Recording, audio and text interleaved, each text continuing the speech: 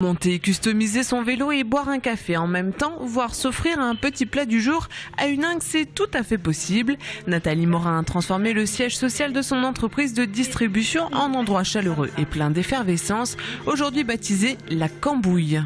La Cambouille, c'était un mélange entre la tambouille, puisqu'on voulait faire de la cuisine à un moment, et le cambouis, puisque le cambouis était là forcément avec les vélos, quoi. Donc on a fait effectivement, on fait à manger. On sert à manger, on se fait livrer par un traiteur. Donc on travaille local au maximum. Donc c'est le traiteur de Huningue, le Safran, qui nous fait à manger. Et puis on sert à manger comme ça. On fait des assiettes froides, on fait des choses de ce genre-là. Mais on fait pas la cuisine. Et le cambouis, il est resté. Hein. Ça, c'était dès le départ et c'est de plus en plus présent. Pratique lorsqu'ils ne sont pas sur la route, ces vélos aux couleurs flashy deviennent des éléments de décor, un cadre atypique, des vélos tout aussi atypiques. Au moins là, pas de confusion possible entre les pignons et les plateaux.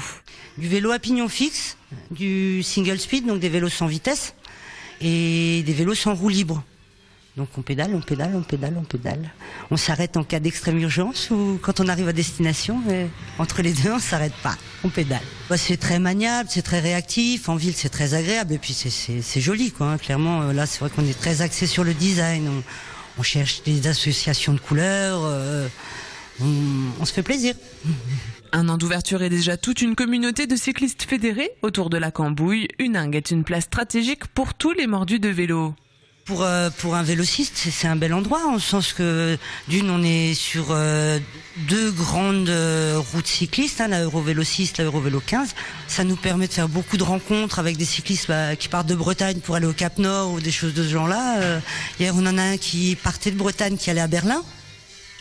La semaine dernière, un qui allait en Roumanie. Donc, c'est vrai qu'on est effectivement pour ça sur un carrefour intéressant. Et puis on a l'influence germanique, on a l'influence suisse. On peut rouler en vélo sans finir sous une voiture.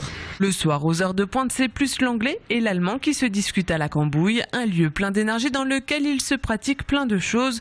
Cours d'allemand, de français aussi, des sorties vélo, des ateliers peinture avec les artistes du coin. Et pour les mordus de football, des soirées Coupe du Monde y sont également programmées.